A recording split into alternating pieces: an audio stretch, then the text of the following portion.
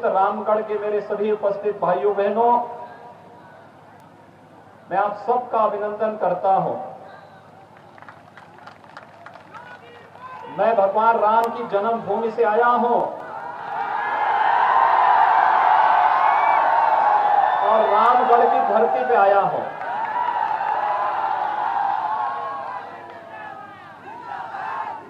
उत्तर प्रदेश और बिहार का संबंध चोली दामन का संबंध है। कोई इसे दूर नहीं कर सकता, कोई इसे तोड़ नहीं सकता। और इसका श्रेय जाता है रामगढ़ को। त्रेता युग में जिस महान ऋषि ने इस रामगढ़ को अपनी तपस्थली के रूप में चुना था, उस महर्षि विश्वामित्र के कारण उत्तर प्रदेश और बिहार एक आपसी इस संबंध के साथ जुड़े कि आज भी हम सब उसी भाव के साथ, उसी श्रद्धा के साथ बिहार के साथ, या उत्तर प्रदेश बिहार के लोग उत्तर प्रदेश के साथ जुड़ते हुए दिखाई देते हैं। और इसलिए जब बिहार में चुनाव हो तो स्वाभाविक रूप से बिहार के हित के लिए कार्य करने वाली माननीय नीतीश जी के नेतृत्व की सरकार में भारतीय जनता पार्टी के प्रत्याशियों को समर्थन देने के लिए भी मैं आज आपके बीच में अपील करने के लिए आया हूं। भाइयों बहनों, उत्तर प्रदेश और बिहार देश की एक बड़ी आबादी का नेतृत्व करते हैं। आप सोचिए, नीतीश जी के नेतृत्व में बिहार का सम्मान और गौरव बढ़ा है। बिहार ने विकास की नई नई ऊंचाइयां प्राप्त करना प्रारंभ किया और सोने में सुहागा का काम होता है जब आदरणीय प्रधानमंत्री नरेंद्र मोदी जी के नेतृत्व में भारतीय जनता पार्टी की केंद्र में सरकार बनती है और बिहार के लिए एक से एक नई योजनाएं आती हैं। कहीं एम्स की, कहीं आईआईटी की, कहीं आईआईएम की, कहीं पर कुछ अन्य योजनाएं। वह गरीब से लेकर के यहां के पढ़े लिखे नौजवानों के लिए रोजगार से लेकर के नौकरी के अनेक संभावनाओं को लेकर के जो कार्यक्रम आगे बढ़े हैं, आज उसी क्रम को आप सबके साथ मिलकर के आगे बढ़ाने के लिए आपसे आह्वान करने के लिए मैं आपके बीच यहां पर आया हूं। हम लोग पिछले 7 महीने से, भाइयों बहनों, पिछले 7 महीने से पूरा देश वैश्विक महामारी कोरोना से जूझ रहा है। हम सब आभारी हैं प्रधानमंत्री मोदी जी के, जिनके नेतृत्व में भारत ने 135 करोड़ की आबादी को बचाने का कार्य किया है और पूरी ईमानदारी के साथ, पूरी मुस्तैदी के साथ, जिस तत्परता के साथ निर्णय लिए गए, चाहे वह लॉकडाउन का निर्णय रहा हो और लॉकडाउन के बाद उस दौरान गरीबों के लिए दी जाने वाली योजनाओं का आप अनुमान करिए। प्रधानमंत्री मोदी जी हैं और मुख्यमंत्री नीतीश कुमार जी हैं, तो कोरोना कालखंड में हर गरीब को राशन की सुविधा मुफ्त में मिलनी प्रारंभ हुई। मिली आपको कि नहीं मिली? अगर राजद की सरकार होती तो मिल पाता? भाइयों बहनों, यही है सरकार। मोदी जी की सरकार केंद्र में थी तो गरीबों के, किसानों के खाते में पैसा पहुंचना प्रारंभ हुआ। प्रधानमंत्री किसान सम्मान निधि का, वृद्धजनों का पेंशन, निराश्रित महिलाओं का पेंशन, दिव्यांगजनों का पेंशन एडवांस में उनके अकाउंट में पहुंचना प्रारंभ हुआ। और प्रधानमंत्री जी ने गरीब कल्याण रोजगार अभियान का शुभारंभ भी बिहार से ही किया था, यानी हर गरीब को रोजगार भी इस कोरोना कालखंड में मिल सके, इसके लिए व्यापक पैमाने पर रोजगार सृजन के जो कार्यक्रम केंद्र और राज्य सरकार ने प्रारंभ किए, आज हर गरीब के हाथ को काम मिलना प्रारंभ हुआ। और जब लोकप्रिय जनप्रतिनिधि के रूप में श्री अशोक कुमार सिंह और श्री अश्विनी चौबे जैसे लोकप्रिय नेता हो, तो हर खेत को पानी भी पहुंचाने का कार्य नेताओं ने प्रारंभ किया। एक तरफ विकास की योजनाओं को लेकर के कार्य करने वाली सरकारें, और दूसरी तरफ जाति के नाम पर, क्षेत्र के नाम पर, भाषा के नाम पर लड़ाने वाली, व्यापक नरसंहार करने वाली। हम लोग विकास की बात करते हैं, वे लोग जाति की बात करते हैं। हम लोग देश की बात करते हैं, वे लोग परिवार की बात करते हैं। हम लोग सबका साथ, सबके विकास की बात करते हैं, तो वे लोग बात करते हैं कि नहीं, देश के संसाधनों पर एक मजहब विशेष का अधिकार है। ये मानसिकता देश को विघटन की ओर ले जाने की मानसिकता है। और भारतीय जनता पार्टी और उसके सहयोगी दलों की मंशा एक भारत श्रेष्ठ भारत की परिकल्पना को साकार करने की है।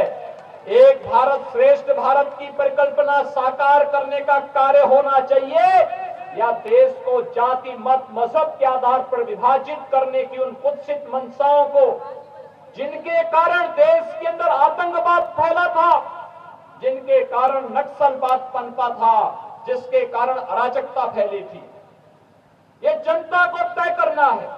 और यही आह्वान करने के लिए मैं आज आपके बीच में आया हूं।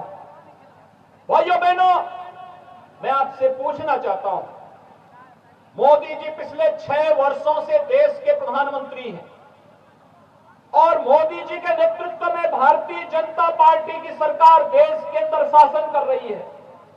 मोदी जी के पहले 10 वर्षों तक कांग्रेस नेतृत्व की सरकार केंद्र में थी, राजद उसका सहयोगी दल था, बाकी अन्य लोगों का कोई अता पता नहीं था। लेकिन मैं आपसे पूछना चाहता हूं, प्रधानमंत्री मोदी जी ने पिछले 6 वर्षों के दौरान बिना भेदभाव के गरीबों को मकान देना प्रारंभ किया। हमने गरीब को मकान देने में उसकी जाति नहीं देखी, उसका मत और मजहब नहीं देखा। हम लोगों ने तो 2011 के सर्वे के अनुसार जो लोग गरीबी रेखा के नीचे जीवन यापन करने की श्रेणी में आते थे, उन सबको मकान देने का कार्य किया, उनको बिजली का कनेक्शन देने का कार्य किया, उन्हें आयुष्मान भारत में 5 लाख रुपए की उन्हें सहायता, सालाना स्वास्थ्य का बीमा कवर मिले इसकी व्यवस्था की, उनको रसोई गैस के कनेक्शन निःशुल्क देने के कार्य किए। इसमें न किसी की जाति देखी गई, न किसी का मत देखा गया, न किसी का मजहब देखा गया। ये तो सबका साथ और सबके विकास की भावना के साथ ये कार्य सभी के हित के लिए एक साथ आगे बढ़ाया गया। लेकिन ये काम कांग्रेस और राजद की, कांग्रेस नेतृत्व की सरकार ने आखिर क्यों नहीं किया? कांग्रेस को देश के अंदर सर्वाधिक समय तक शासन करने का अवसर मिला था। कांग्रेस के नेतृत्व की सरकार ने आखिर ये कार्य क्यों नहीं किया? कारण विकास उनके एजेंडे में नहीं था, गरीब उनके एजेंडे में नहीं था, किसान और नौजवान उनके एजेंडे में नहीं था, महिलाएं उनके एजेंडे में नहीं थी। उनके तो यहां केवल एक परिवार देश के अंदर शासन करे, ये कांग्रेस चाहता था। और राजद भी, आपने देखा होगा कि राजद में 4 के अलावा किसी 5वें की फोटो कहीं दिखाई देती है क्या? भाई, जहां पर पोस्टर में तक जगह नहीं दे रहे हो तो क्या सत्ता में जगह देंगे? तो फिर जो लोग पोस्टर में जगह नहीं दे पा रहे हो, वे सत्ता में क्या जगह दे पाएंगे? और इन लोगों का पेट तो इतना बड़ा है कि भाइयों बहनों, गरीबों का राशन तो खाए खाए, यहां पर तो गाय भैंस का चारा भी खा गए थे।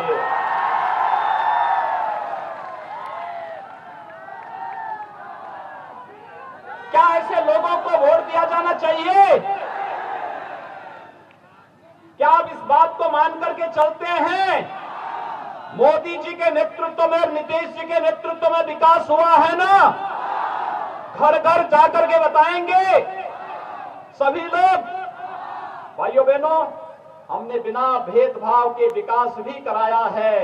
और जो हमारा वायदा था, कश्मीर में आतंकवाद को, पाकिस्तान प्रस्त आतंकवाद को पाकिस्तान के अंदर घुस करके भी मारेंगे,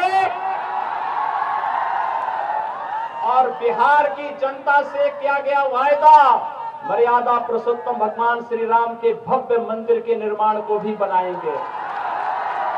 कर दिया ना पूरा।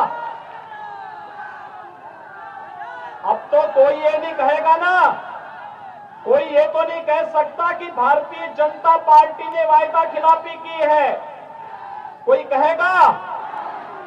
मुझे याद है जब लॉकडाउन के दौरान बिहार के बहुत सारे नौजवान उत्तर प्रदेश होते हुए आ रहे थे। भले ही दिल्ली में उनके साथ दुर्व्यवहार आम आदमी पार्टी ने और कांग्रेस की सरकारों ने किया होगा, लेकिन उत्तर प्रदेश में जब आते थे तो उनके पैरों के लिए धोने के लिए गर्म पानी मिलता था और उनके लिए ताजा ताजा भोजन देने के साथ साथ हमने कहा था उत्तर प्रदेश सरकार के सभी अधिकारियों से कि भाई देखो, बिहार के लोग हमारे अपने लोग हैं, इनको उत्तर प्रदेश शासन की गाड़ी से बिहार के अंदर भेजने की व्यवस्था करिए, क्योंकि ये हमारे मेहमान हैं। भाइयों बहनों, कोई भेदभाव नहीं। और वही भाव लेकर के आज फिर हम आपके बीच आए हैं आपसे कहने के लिए, हमने तो जनता का काम भी किया और राम का काम भी किया है। और इसलिए रामगढ़ की जनता से यही अपील करने के लिए मैं आया हूं कि अशोक कुमार सिंह जी ने और अश्विनी चौबे जी ने बहुत काम किया है, लगातार जूझते रहे। यहां के किसानों की जो मांगे थी पंप कैनाल की, क्योंकि ये क्षेत्र हमारे चंदौली और उसके आसपास के क्षेत्र से घिरा हुआ है। मैं जानता हूं क्षेत्र धान के कटोरे के रूप में विख्यात है। इस क्षेत्र के किसानों को आजादी के बाद अगर कांग्रेस नेतृत्व की सरकार ने सही रूप से यहां के लोगों का सम्मान किया होता और सुविधाएं दी होती, तो अकेले उत्तर प्रदेश और बिहार पूरी दुनिया का पेट भरने की क्षमता रखता है। और उसमें चंदौली और रामगढ़ क्षेत्र इसका उदाहरण है।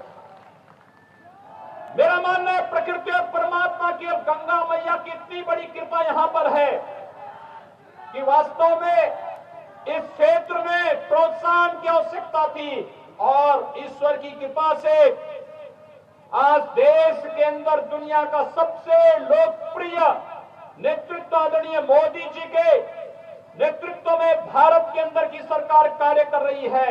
और बिहार के अंदर याद करिए नीतीश जी के पहले किस प्रकार की सरकार बिहार में थी, यानी राजद की उस सरकार ने बिहार के नौजवानों के सामने पहचान का संकट खड़ा कर दिया था। बिहार का नौजवान कहीं जाता था, अपनी बिहार की पहचान को छुपाने के लिए मजबूर होता था। भाइयों बहनों, हमें ऐसा नेतृत्व नहीं चाहिए जो हमारी पहचान के लिए संकट खड़ा कर दे, जो हमारे विकास के लिए स्वयं संकट खड़ा कर दे, जो विकास के लिए आने वाले पैसे को स्वयं डकार ले और विकास के इस पैसे को अपने परिवार के लिए और फिर विकास से बाधित जनता को अपराध और आतंकवाद की ओर धकेल दे। इस प्रकार की सरकार बिहार की जनता को स्वीकार्य नहीं होना चाहिए।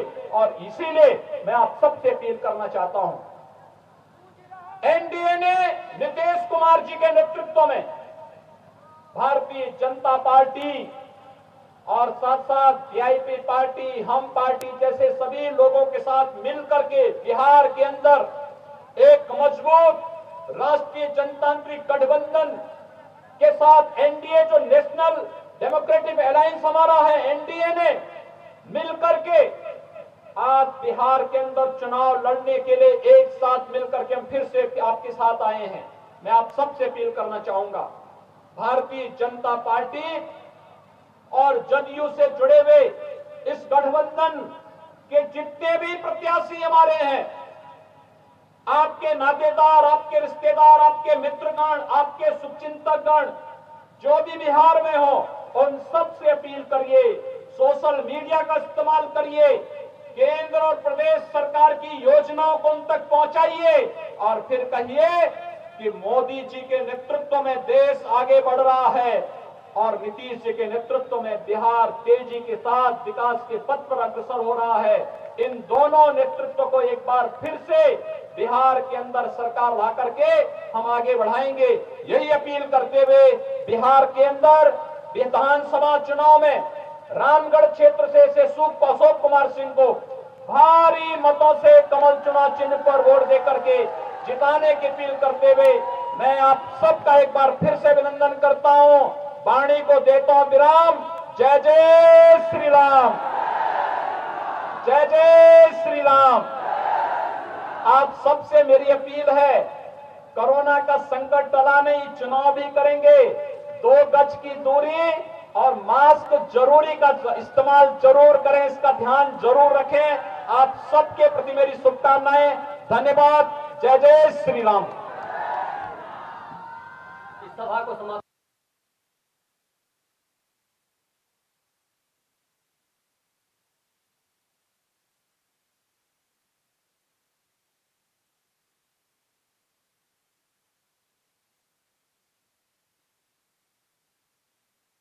यहाँ पर सीएम योगी ने विपक्ष को घेरने की कोशिश की। उत्तर प्रदेश, बिहार, किस तरीके से राजनीतिक हलचल है इसकी जानकारी यहाँ पर दी गई। बिहार में एक से एक नई योजनाएं आई हैं। सीएम ने यहाँ पर जिक्र किया है, रोजगार की संभावनाएं बिहार में बढ़ी हैं। पीएम मोदी और सीएम नीतीश की वजह से सबको सहायता मिला है, ऐसा भी यहाँ पर जिक्र किया गया है सीएम योगी द्वारा। ऐसे में आपको जानकारी दे कि उत्तर प्रदेश बिहार के संबंध को कोई तोड़ नहीं सकता। सीएम योगी ने ये संबोधन में जिक्र किया, बीजेपी के नेतृत्व में कई सारी योजनाएं लाई गई हैं और उन योजनाओं का लाभ तमाम जनता तक पहुंचाया गया है, ऐसा भी यहां पर जिक्र किया गया। और खास तौर पर आपको जानकारी दे तो बिहार में अब रणनीति बनाई जा रही है, किस तरीके से यहाँ पर चुनावों में रणनीति अपनाई जाए कि आने वाले समय में बीजेपी को खास तौर पर और महागठबंधन को फायदा यहां पर देखने को मिले। लेकिन ऐसे में अब तमाम चुनावी जनसभाएं हो रही हैं। सीएम योगी आदित्यनाथ वहां पर पहुंचे हैं और आज 3 रैलियां हैं और तीनों रैलियों में जनसभा को संबोधित करेंगे। और उत्तर प्रदेश बिहार के संबंध को कोई तोड़ नहीं सकता, ऐसा यहां पर उन्होंने अपने संबोधन में जिक्र किया है। बीजेपी के नेतृत्व में बिहार का